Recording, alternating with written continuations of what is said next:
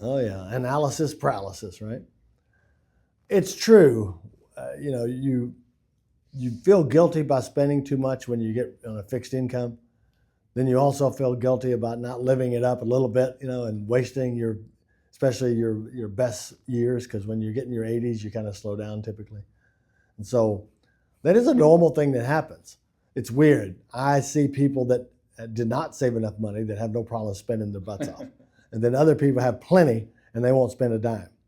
There's got to be a happy medium. And that's why I think it's so important. Like I said, we're beating this horse like here, beating this dog, that have the written plan, and then you know what you can spend. And so what you can do is say this, all right, let's say I'm in retirement, but I'm afraid to spend. Well, let's put some increased spending in your plan, because remember, our plan is dynamic. It's not static, right? Put it in there and see what happens. See if it's okay. More than likely it will be, but at least you see that. Your short-term spending, how it affected your long-term future. And that's the kind of things you need to know, is spending now, how it affects, because what you've got is you've got your peak spending years, usually your 60s and 70s. Start slowing down in your 80s typically. And so you need to know, did you devise a plan to have a higher spend down rate during that period? And that's okay. Or can you just run the math?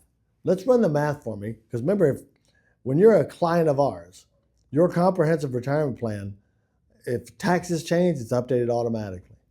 If anything changes, if one of your spouses passes, it's updated automatically.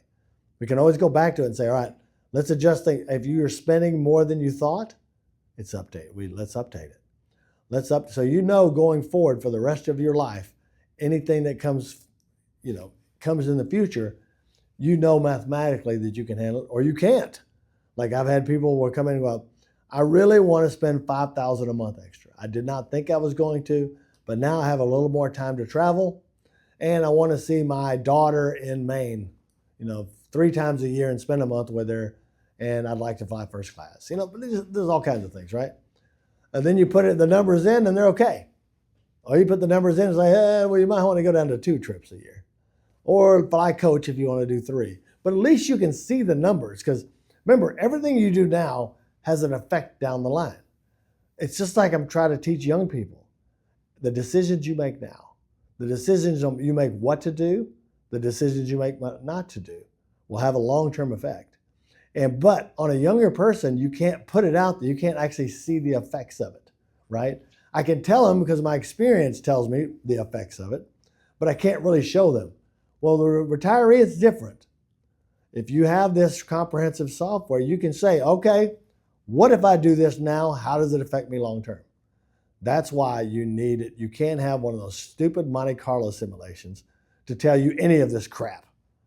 They're like, yeah, you can spend more as long as our managed program continues to make 14% a year. Second it doesn't, you're broke because you made a decision now. That's not a plan. That's a hope.